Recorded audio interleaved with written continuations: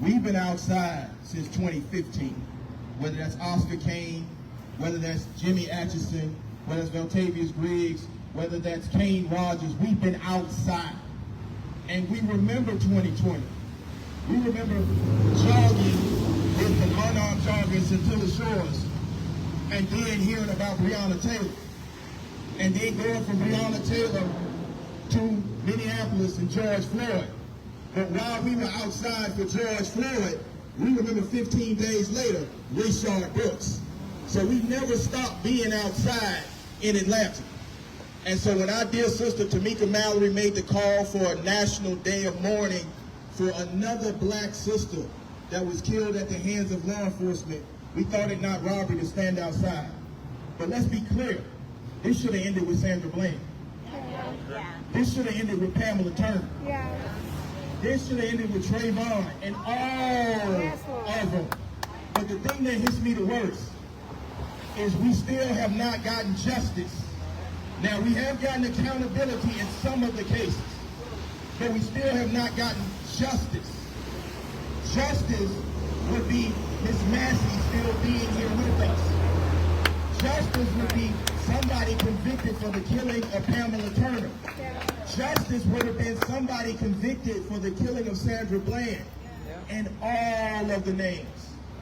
And so we wanted to open a space for us to convene and to send a message. And the message is clear. Y'all, we all were outside for at least 150 days from 2020 to 2021, demanding one thing: the George Floyd Justice and Policing Act. Now let's be clear. We have a demand of this president. In the 6 months he has left, he shouldn't forget that he met with Gianna Floyd in the Oval Office.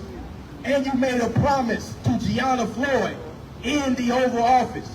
You said that her dad changed the world. Well, let me be clear. There have been 1,000 killings every year since George. The activists have been clear, whether that's for George, Rayshard, Vincent, Jimmy, all of the names. Okay, and the drone, that's our drone, so don't get worried about the drone. But we have to be clear. We're tired of being outside, okay? We marched to the polls in Georgia twice. We sent a black senator and a Jewish senator and the President of the United States. That was in 2020 and 2021. And then we turned around in 2022 and shook the world again. And trust and believe, in 2024, we're going to do the same thing. That's right. But here's the demand. It's not a request. It's not a plea. It's not a directive. It's a demand.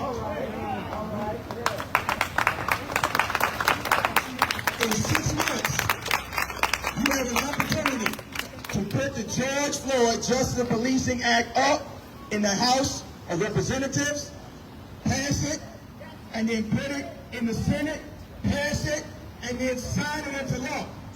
But Joe, if you can't do that, you got the power of executive order. You know, I'm tired of these politicians telling me what they can and can't do. We saw a certain politician who's now indicted in that courtroom over there build a border wall with not passing Congress. We saw him lock up babies in cages. Y'all remember we was out there at the federal building talking about the kids in cages and he locked the kids up? Yeah, he did that with executive order. So again, Mr. President, the demand from Georgia is clear. Either you pass the George Floyd Justice and Policing Act or you sign an executive order tomorrow. I appreciate you calling Sonya Massey's family. I appreciate you saying her name. But thoughts and prayers are not enough. That's right. That's right. That's right. So to the young women that are in the crowd, this is an intersectional movement. We stand shoulder to shoulder with you. We make room for you. But know and trust and believe that there are black men and white men and men of all hues that find it not robbery to stand up when an injustice happens to a woman. This was justice. When I saw the video, I played it over and over and over. And y'all all know I'm an attorney. There's not a lot of things that shake me to my core. But when you tell her to go get the pot, to take it off of the stove, to turn the fire down, and then you tell her, as she has a pot holder in her hand, there's a pot holder in her hand, I'm gonna shoot you in your fucking face. Make it plain. I'm gonna shoot you in your fucking face. And then you shoot her in the face. But not just that, you don't allow your partner to render aid. You let her bleed out on the floor. This is horrific. This is horrific. Yes. And so, as voters, as civil rights activists, as freedom fighters, we sick and tired of being sick and tired. Yes, sir. Yes, sir. We sick and tired of having to tell our kids, have to talk about their interaction with law enforcement. We sick and tired of going to funerals. I mean, we went to President Griggs' funeral, say her name. We went to Rayshard Brooks' funeral, say his name. We went to Jimmy Atchison's funeral, say his name. So my question to the elected officials, how many of y'all went to a funeral? How many of y'all comforted a grieving family when their only demand is accountability? Y'all, this is real. That's right. So we're not going to let them hijack this movement. They appropriated the last movement, tried to say it was a war against police. It's not a war against police, it's a war for justice. That's right. And if justice means a rogue police officer has to spend the rest of his natural life in prison, So be that's what it. is. So be it. So be it.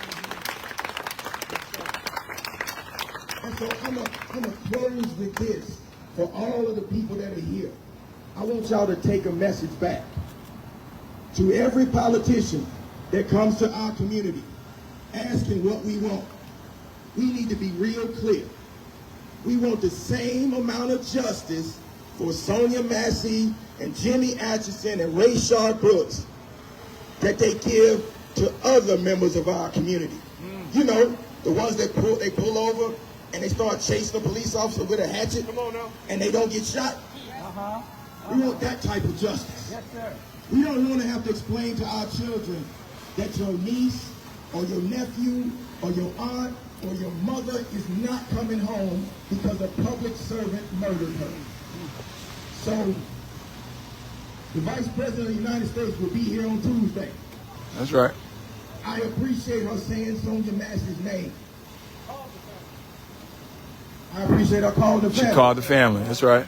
But I also would appreciate her and the President of the United States signing their name to a piece of legislation that prevents this from happening again. That's right. That's right. That's right. Because trust me, we are aware of the problem. We don't need any more awareness of the problem. We don't need any more thoughts and prayers. We don't need any more excuses. We need to remove sovereign immunity protection from law enforcement. For the elected officials in Georgia, there needs to be a database of police officers who are found to have committed acts of police brutality. That's right. And there needs to be an independent prosecutor assigned to these cases so they get indicted. Yes, sir. That's right. Yes, sir.